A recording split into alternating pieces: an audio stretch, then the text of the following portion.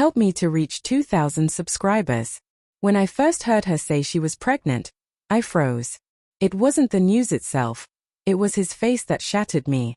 The flicker of panic that flashed in his eyes before he caught himself. That split second told me everything. My husband, Daniel, had lied. Again. It began months earlier, at his company's annual retreat. I hadn't planned to go. I was exhausted from work and trusted him when he said it was just a team-building weekend. He came back with stories about karaoke nights and harmless jokes between colleagues. I remember laughing when he told me one of them, about how he and his assistant, Lily, had pretended to be a couple to win a silly newlyweds game. At the time, it sounded innocent. Harmless. I even teased him. Guess I should be worried, huh? He'd grinned. Oh, come on, Anna. You know I only have eyes for you. But something about the way he said it, too smooth, too rehearsed, lingered in my mind. Over the next few weeks, Lily's name started showing up more often. She'd text him late at night about work. She'd laugh a little too hard at his jokes during office dinners. Once, I found her lipstick on one of his coffee mugs he'd brought home from the office. He swore she must have borrowed it. I wanted to believe him so badly that I convinced myself I was being paranoid. Then one night, while we were having dinner, he mentioned her again. Lily's been under a lot of stress lately. I might have to help her with a few things after hours. The words were casual, but the tone, different. Too careful. I felt something deep inside me shift, an instinct I didn't want to name. Just make sure she's not under you while you're helping her, I joked, trying to sound playful. He laughed, but there was a flicker in his eyes again.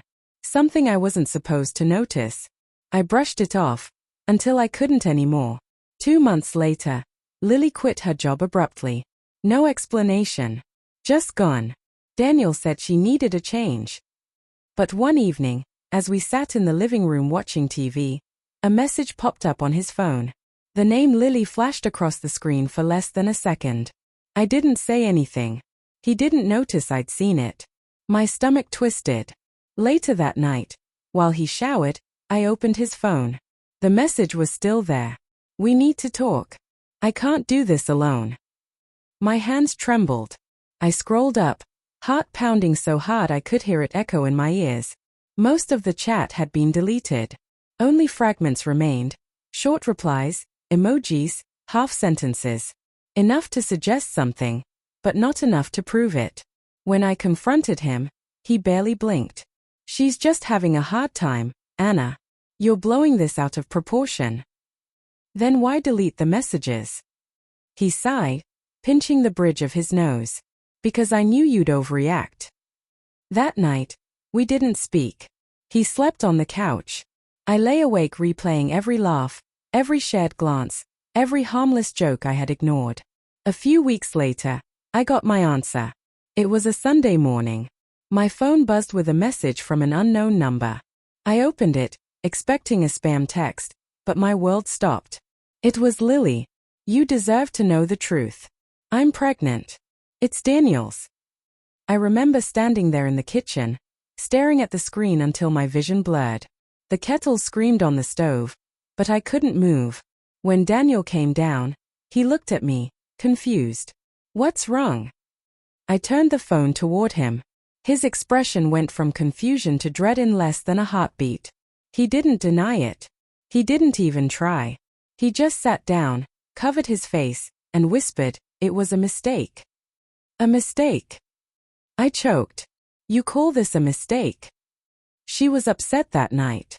We'd been drinking. It was supposed to be a joke. Just a game we took too far. A joke. That word. It broke me more than anything else. I stared at him, the man I had built my life around, and realized I didn't recognize him anymore. My chest felt hollow, like someone had scooped out everything warm inside me. Did you love her? I asked quietly. No, he said too quickly. It meant nothing. But love wasn't the issue. It was betrayal, the kind that seeps into your bones, poisoning every memory.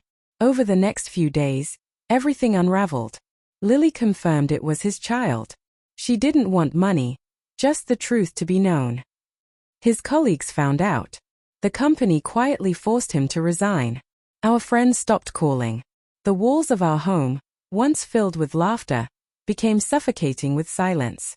He tried to apologize, flowers, letters, desperate pleas. But every time he said he was sorry, all I could hear was that one word echoing in my mind. Joke. One night, he broke down. Please, Anna, I can't lose you too.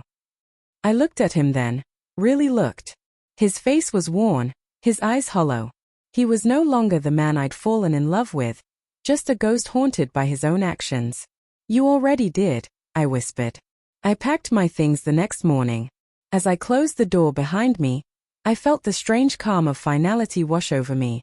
I'd spent months doubting myself, believing his lies, defending him to my own instincts. But now, I knew the truth. The man I'd loved had treated our marriage like a joke, and the punchline had destroyed us both. A few weeks later, I got a letter from him. No excuses this time, no desperate pleas. Just a few lines written in shaky handwriting. I never meant to hurt you. I was stupid and weak. Every night, I hear your silence more than I ever heard your voice. I hope one day you find peace, even if it's not with me. I tore the letter in half. Not out of anger, but because I finally understood, closure doesn't come from apologies. It comes from walking away when the person who broke you thinks they still deserve to be heard. Months passed. I rebuilt my life, piece by piece. Therapy, new job, new apartment. I even started laughing again. Not because I forgot, but because I survived. Sometimes, late at night, I still hear his voice in my head saying, it was just a joke. And every time, I remind myself of the truth. There's nothing harmless about a joke that ends with someone else paying the price. The scars he left are real, but so is the strength that grew from them. I may never forget what he did, but I'll never let it define me again.